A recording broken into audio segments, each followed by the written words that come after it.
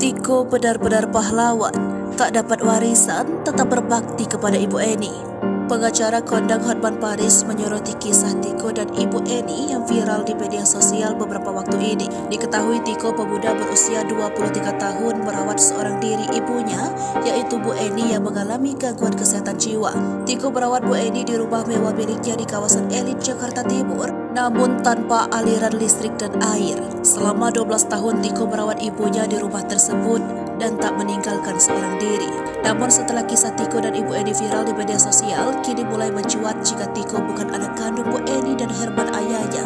Pernyataan itu muncul dari pihak keluarga ayah Tiko. Melihat kondisi Tiko sekarang ini, pengacara kondang Hotman Paris menyebut bahwa Tiko itu bisa saja takkan dapat warisan Ibu Eni kelak. Pasalnya, Tiko sempat disebut bukan anak kandung Ibu Eni.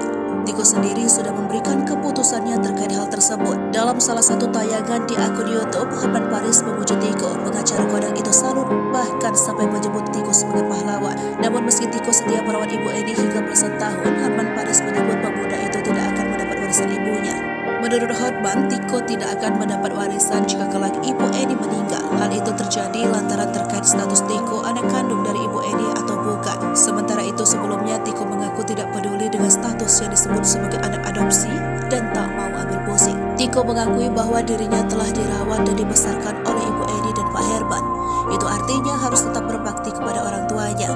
Dirinya mengaku tetap menganggap Ibu Eni dan Pak Herman sebagai orang tuanya.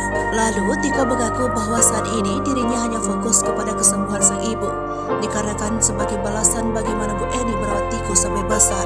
Nah, jadi sekarang giliran Tiko yang merawat dan bertanggung jawab. Pokoknya Tiko tidak mau jauh dari ibu, apalagi kehilangan ibu, tutur Tiko.